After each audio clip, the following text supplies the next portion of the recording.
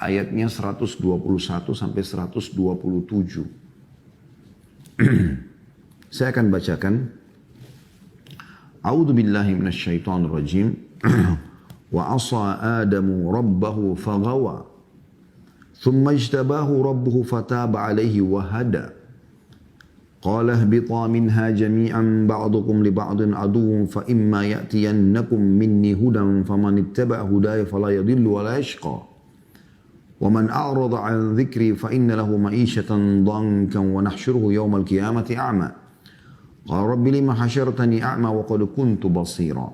Qala kadzalika atatka ayatuna fataha wa kadzalika al-yawma tunsa. Wa kadzalika najzi man asrafa wa lam yu'min bi ayati rabbih wal 'adzabul akhirati asyaddu wa abqa. Terjemahannya, dan Adam pun mendurhakai Rabb-nya, maka dia sesat. Nabi Adam manusia pertama diciptakan oleh Allah SWT. Dimasukkan ke dalam surga, lalu Allah mengatakan nikmati semua di sini Adam. Makan, minum, pakaian, istana, dayang-dayang, nikmati semua. Hanya satu. Jangan sentuh pohon ini. Itu cobaan dari Allah Subhanahu wa ta'ala. Jangan sentuh. Karena ini akan membuat kau terhina kalau kau melanggar itu. Tapi iblis datang membisikkan kepada Adam alaihissalam, kau tidak dilarang makan dari pohon itu kecuali kalau kau makan kau akan jadi kekal. Maka tergodalah Adam lalu dia melakukan atau memakan buah tersebut. Akhirnya Allah mengatakan Adam pun mendurhakai Rabb-nya. Maka ia sesat. Padahal bisa dibayangkan teman-teman sekalian, seluruh yang di surga, semua pohon, ribuan mungkin jutaan pohon, nikmati Adam. Istana, dayang-dayang, pakaian, nikmati. Hanya satu nih jangan dilakukan. Begitu memang kehidupan kita teman-teman sekalian. Jadi kalau kita lihat yang halal dan yang haram, kita akan temukan yang halal jauh lebih banyak. Yang haram itu sedikit, hanya sebagai cobaan. Misal Allah haramkan babi.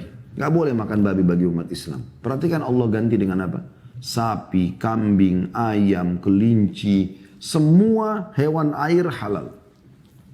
Banyaknya. Jutaan jenis halal. Lalu Allah haramkan sebagian kecil saja. Sebagai ujian. Sebagai ujian. Allah subhanahu wa ta'ala larang minum khamr. Jangan minum minuman keras, beralkohol. Jangan narkotika. Allah ganti dengan apa? Susu, madu, sirup, jamu, air putih. Banyak gantinya. Banyak. Lebih sehat, lebih baik. Pada saat Allah berikan kita syahwat untuk melampiaskan pada lawan jenis kita. Zina dilarang. Nikah diperintahkan. Bedanya zina sama nikah, 5 menit kalimat akad. Sekarang kita lihat perbandingannya. Kalau orang melakukan pernikahan, 5 menit teman-teman sekalian.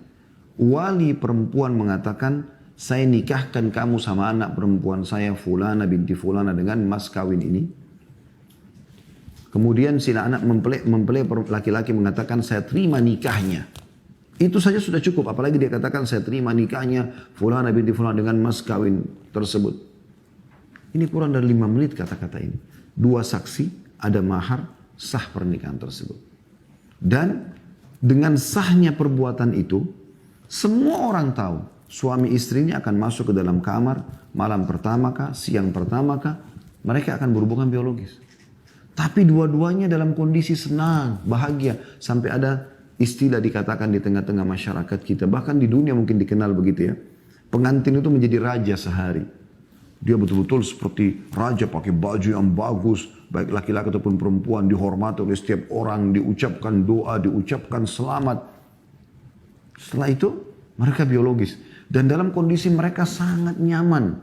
Si laki-laki pemilik sperma, kualitas spermanya pasti akan bagus karena jiwanya tenang. Sementara si perempuan juga sel telurnya akan bagus karena juga tenang. Dalam agama, biologis yang halal ini berpahala. Kalau suami istri, kata Nabi SAW, fi bidi ahadikum sadaqah. Di kemaluan kalian ada sedekah, ada pahala yang besar. Para sahabat faham, lalu mereka mengatakan, ya Rasulullah, ya'ti ahaduna ahla walahu fihi ajr. Wahai utusan Allah, apakah seseorang di antara kami menggauli istrinya dapat kenikmatan biologis. Juga dapat pahala. Kata Nabi SAW, "Ara'aitum law wada'tumu fil haram alakumul wizr." Bukankah kalau kalian letakkan pada yang haram, zina, bukan istri yang halal, bukan suami yang halal, dapat dosa, dosanya besar lagi zina itu. Kata para sahabat, iya ya Rasulullah. Kata Nabi SAW, "Wakadzalika fil halal." Begitu juga pada yang halal. Sudah jiwanya tenang, akhirnya kualitas sperma yang merupakan nanti bibit manusia, sel telur yang akan menjadi kantong buat nampung janin itu. Nah, berkualitas bagus karena jiwanya tenang. Secara medis pun orang kalau biologis jiwanya tenang, maka akan bagus, gitu kan? Akan berpengaruh bagus pada kualitas sperma dan sel telur dan juga akan generasi yang lahir juga akan baik. Selain itu berpahala. Dan subhanallah pada saat istrinya hamil, apa yang terjadi? Dua-duanya gembira, keluarganya gembira, ya. Namanya harum di masyarakat dan menjadi sebuah kebanggaan untuk punya anak, ya. Bukankah Anda lihat bagaimana sedihnya orang kalau berumah tangga tapi sudah 5 tahun, 10 tahun belum punya anak. Bagaimana dengan orang yang subhanallah baru menikah sudah dapat anak. Ini subhanallah yang luar biasa. Bisa jadi aset amal jariah buat dia. Bisa jadi generasi baru yang tempat dia melampiaskan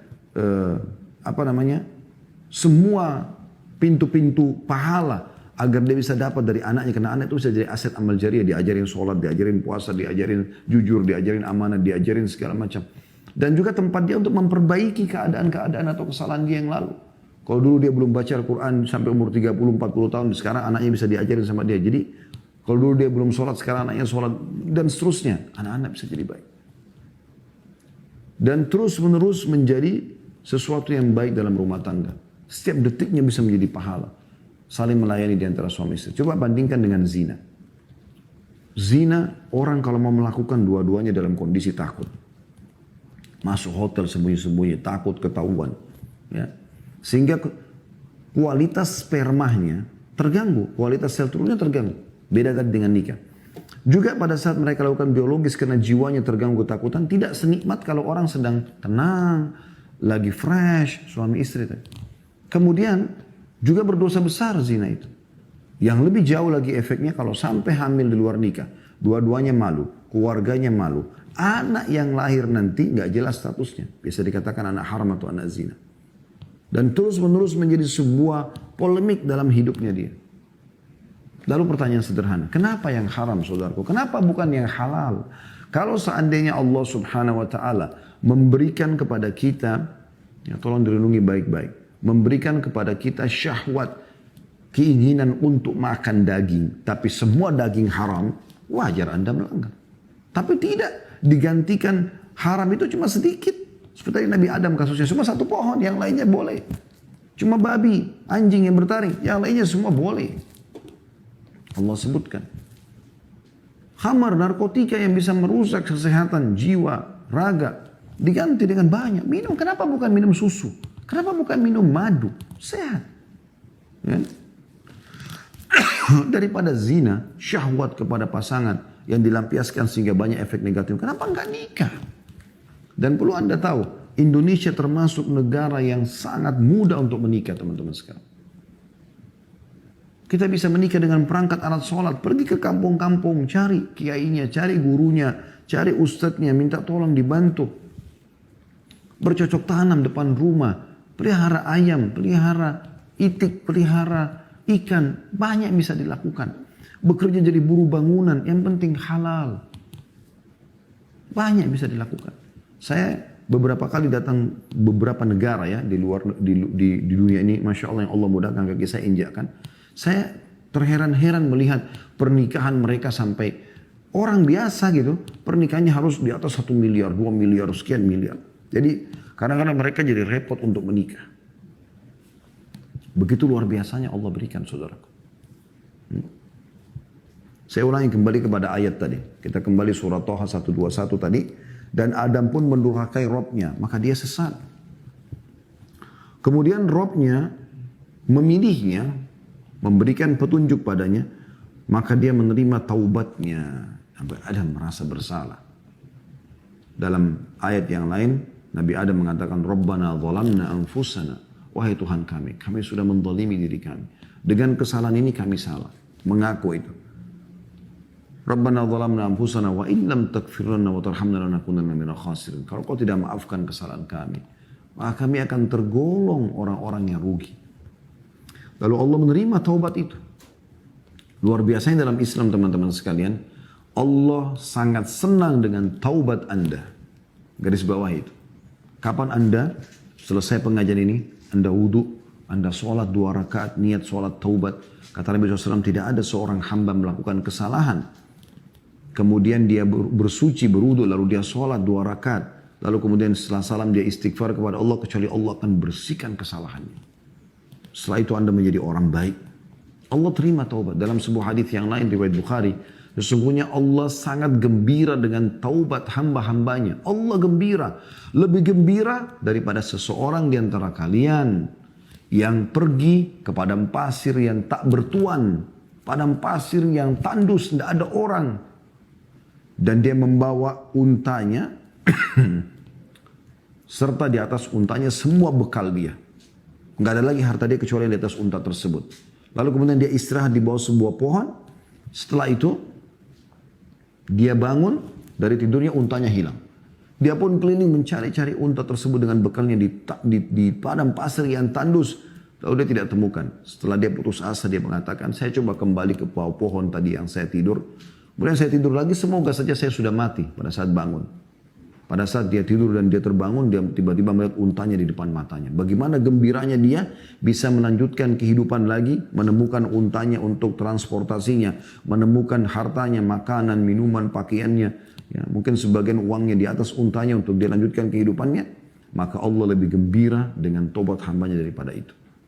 Tidak ada kata putus asa.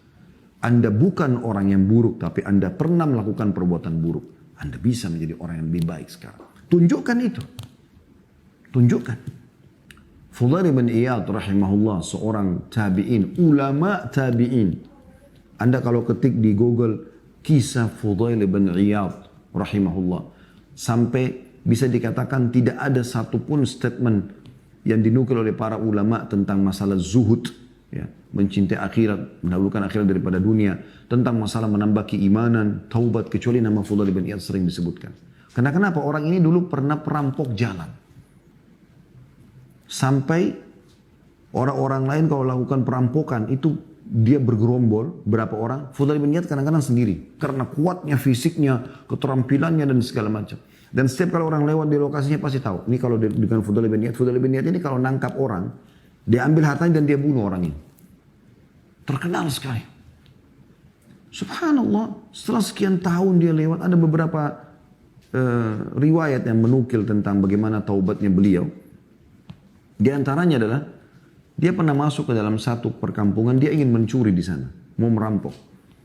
Kemudian dia naik di tembok rumah seseorang, orang itu lagi sholat malam. Dan dia membaca ayat, Alam ya'ni lilladzina amanu an takhsha qulubuhum bidzikrillah. Belumkah tiba saatnya bagi orang beriman untuk lunak hatinya? Kenapa mau buat salah terus? Allah mengatakan. Fudail bin Iyad tiba-tiba tersentuh dengan ayat itu. Lalu kemudian dia turun dari tembok, tidak jadi mencuri. Dan dia bingung mau kemana.